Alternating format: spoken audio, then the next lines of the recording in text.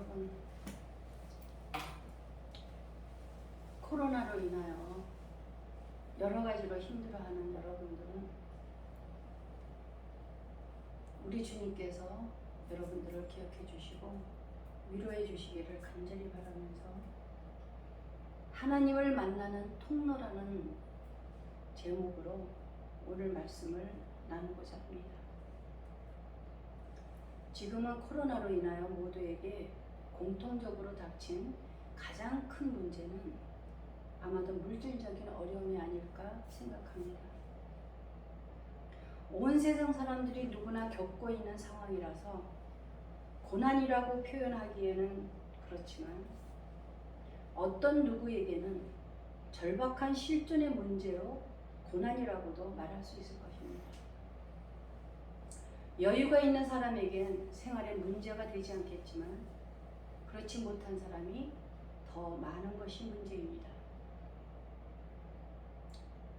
여러분은 요즘 넷플릭스를 통해 최초로 미국 넷플릭스 인기 순위에서 1위로 오른 오징어 게임이라는 영화를 혹시 보셨습니까? 저는 개인적으로 끝까지 시청하고 난 후에는 정말 먹먹했습니다. 흥미와 재미로만 볼 수 있는 영화가 아니라 이것이 우리들의 현실이고 실존의 문제라는 생각을 했기 때문입니다. 인간이 돈 앞에서 얼마나 추악해지는지를 적나라하게 볼 수 있었고 인간이란 무엇인가를 깊이 생각하게 하는 영화였습니다. 내용을 잠깐 소개하자면 주인공 기훈은 해고 위기에 내몰리고 파업에 참여한 후에 백수가 되었습니다. 아내는 재혼하고 새 아빠와 미국으로 가는 딸에게 제대로 선물을 주지도 못합니다. 그런가 하면 당뇨병에 걸린 어머니에게 수술비를 줄 수 없는데도 도박에 빠져버린 아주 한마디로 무능한 인간입니다. 현실이 암담하고 어려운 가운데 목숨을 건 오징어 게임에 유혹을 받게 되고 기어이 게임에 참여하게 됩니다. 이 오징어 게임의 기본 설정은 456억 원의 상금이 걸린 서바이벌에 참가한 인생 막장 이야기입니다. 이 서바이벌에 참가할 수 있는 조건이 인생 막장입니다. 냉정한 게임 진행자들은 모든 게임이 공정하다고 강조합니다. 마치 현대사회처럼 말입니다. 공정을 그렇게 강조하는 세상이지만 부당거래는 진행되고 묵인되고 강자는 살고 약자는 처참하게 죽습니다. 한 채 여유도 없이 노인과 여성, 외국인 노동자들은 공정하다는 게임에서 여지없이 약자가 되는 것입니다. 왜 그들은 자기도 죽을 수 있다는 것을 알면서도 그토록 목숨을 걸게 되는 것일까요?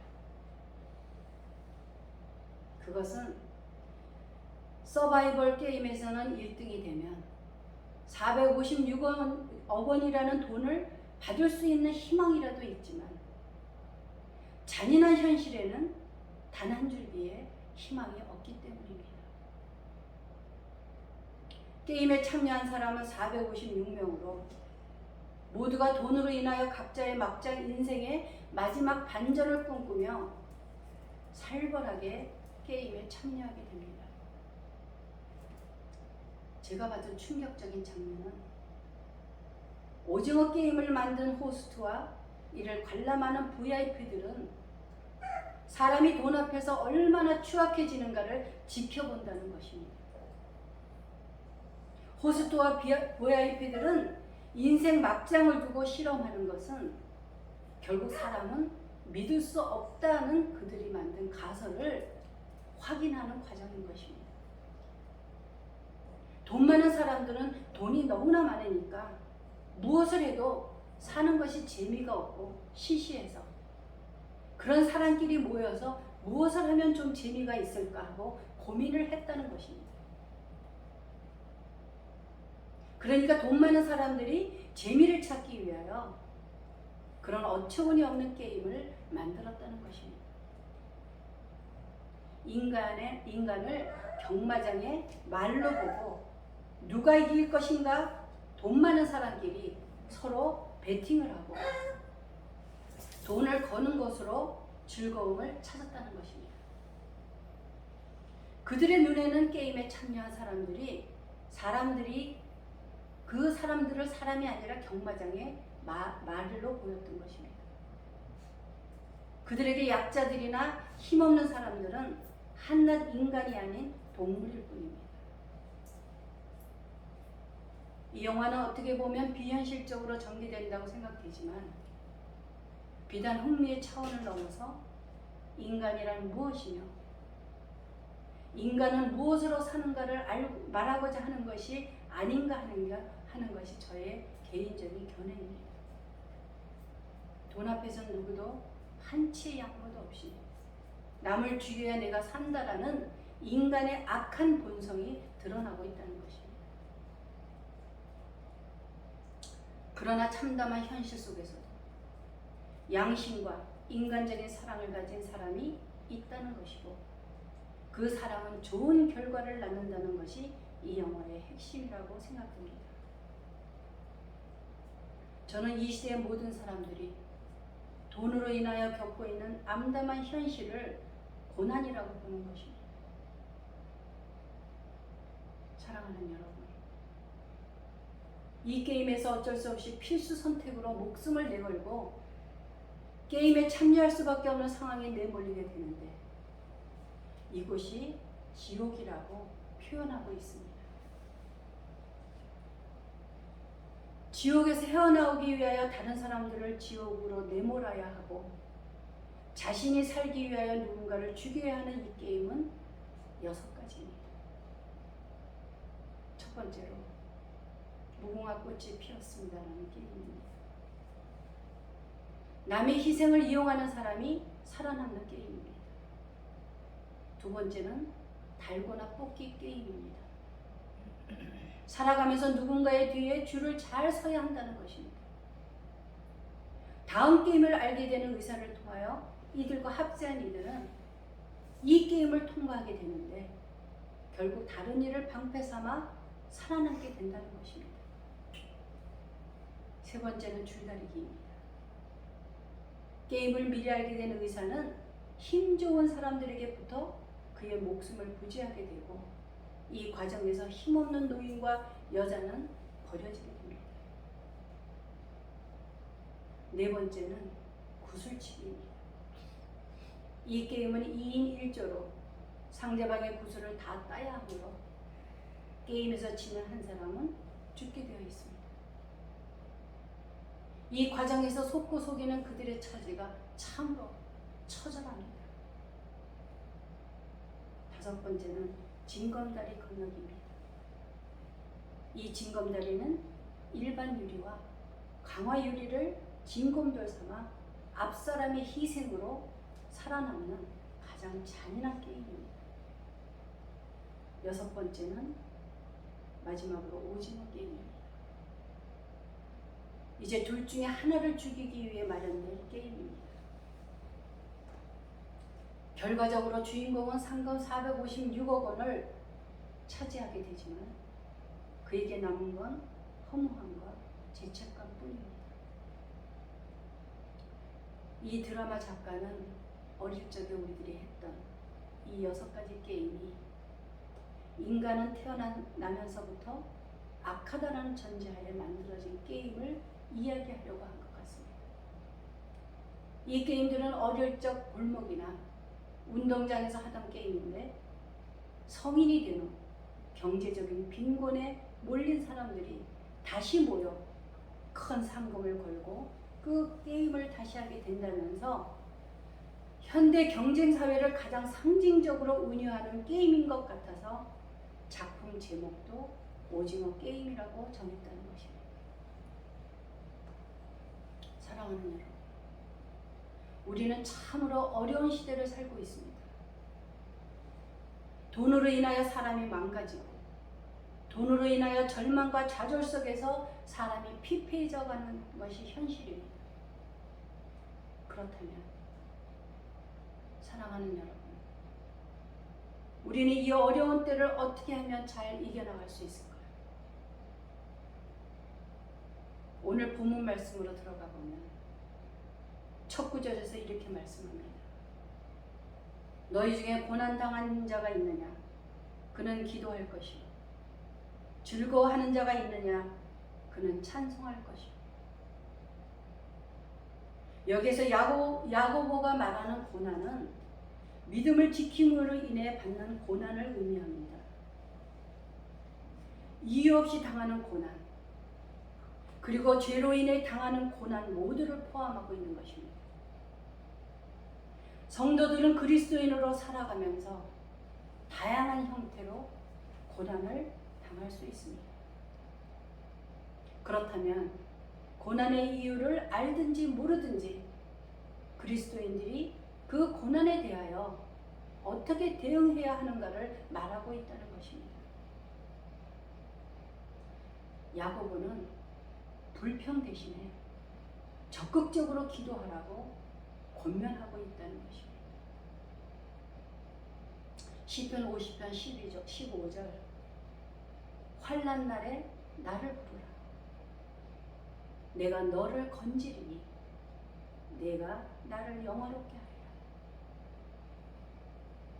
하나님은 거창하거나 영웅적인 것에서 발견하는 것이 아니라 일상적이고 평범한 속에서 발견되는 것입니다.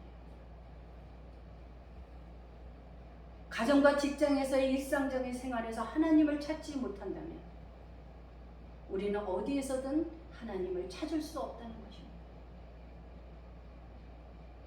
사랑하는 여러분, 기독교는 체험의 종교입니다. 기독교는 가상의 신을 머릿속으로만 믿는 거짓 종교가 아닙니다.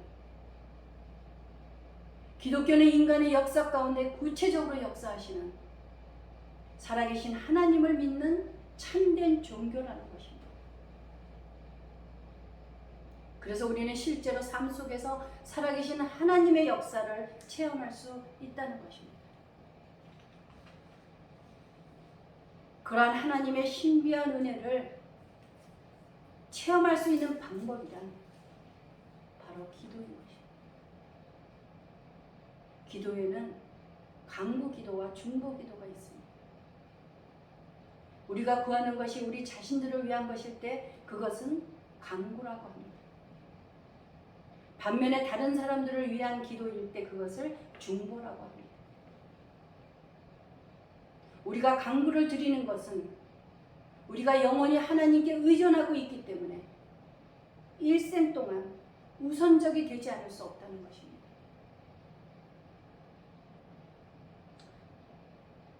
성경 안에는 간구 기도로 가득 차 있습니다. 제자들이 기도를 가르쳐 달라고 했을 때 예수님은 제자들에게 가장 위대한 기도를 가르쳐 주셨습니다.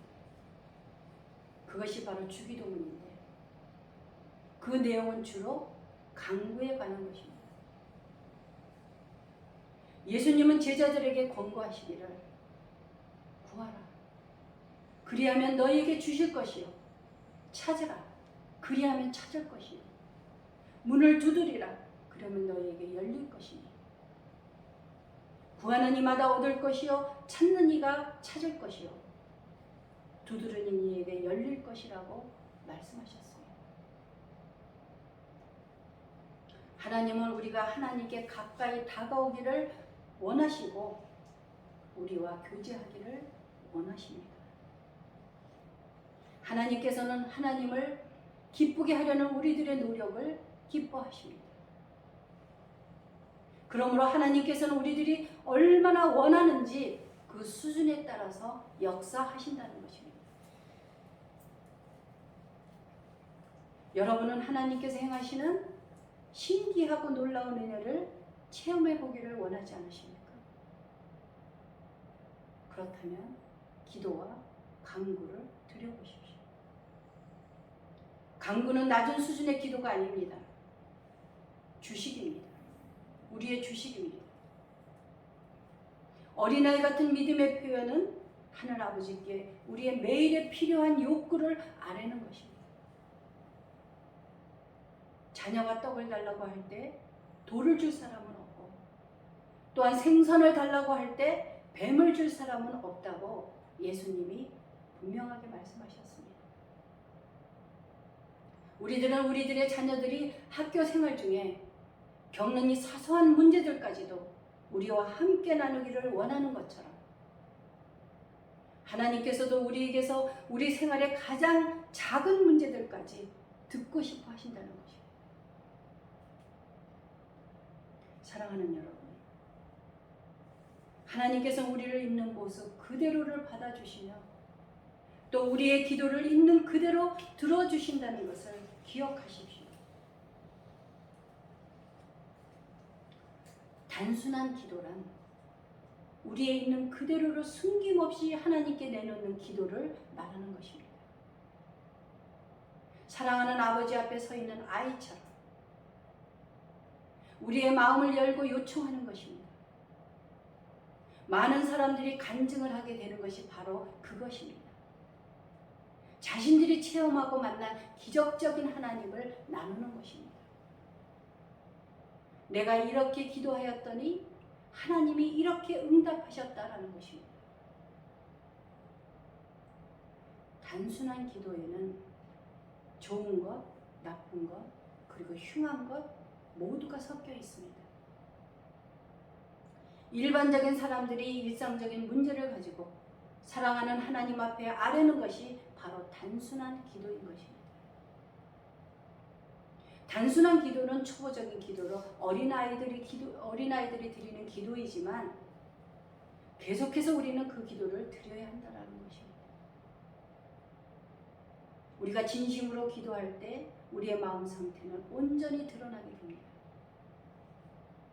그런데 사랑하는 여러분, 하나님께서 진실로 우리와 함께 역사하시기 시작할 때가 바로 그때라는 것입니다. 기도의 진귀한 경험이 그곳에서부터 시작된다는 것입니다. 하나님은 우리의 이중성에도 불구하고 우리를 용납하시는 만큼 위대한 분이십니다. 우리가 꼭 현명하거나 순수하거나 믿음이 충만하거나 어떤 것을 갖추고 있어야만 하는 것은 아니라는 것입니다. 그것이 바로 은혜라는 개념입니다. 우리는 은혜로 구원받았을 뿐만 아니라 은혜로 살아가며 또한 은혜로 기도하는 것입니다. 있는 모습 그대로 기도하십시오.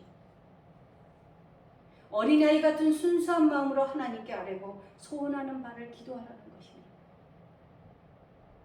우리들이 기도를 통하여 하나님을 체험하게 되면 그때 믿음은 한 단계 진보하게 될 것입니다. 우리가 하나님을 경험하고 나면 믿음과 구원의 확신이 분명해지기 때문입니다. 우리 그리스도인들이 신앙생활에 왜 힘이 없습니까? 그것은 구원과 믿음의 확신이 없기 때문입니다. 확신이 있다면 두려워할 것이 없습니다. 확신이 없으니까 이리저리 흔들리고 요동하게 되는 것입니다. 여러분에게 혹시 질병이 있으십니까? 그렇다면 얼마나 간절하게 기도해 보셨습니까? 본문 말씀 15절에 믿음의 기도는 병든 자를 구원하리니 주께서 그를 일으키시리라 하고 말씀하십니다. 의심하지 말고 두 마음을 품지 말고 오직 간절하게 믿음으로 기도해 보십시오. 여러분들의 질병이 떠나가고 여러분들의 문제들이 해결되는 역사가 일어날 것입니다. 은혜 강구는 역사하는 힘이 크다고 말씀하십니다. 병이 낫기를 위하여 서로 기도하라는 것입니다. 사랑하는 여러분, 의인이란 하나님과 바른 관계를 맺고 사는 사람을 말하는 것입니다. 무엇보다도 하나님을 의뢰하며 모든 역경 가운데서도 하나님께 굳게 매달리는 사람을 말하는 것입니다.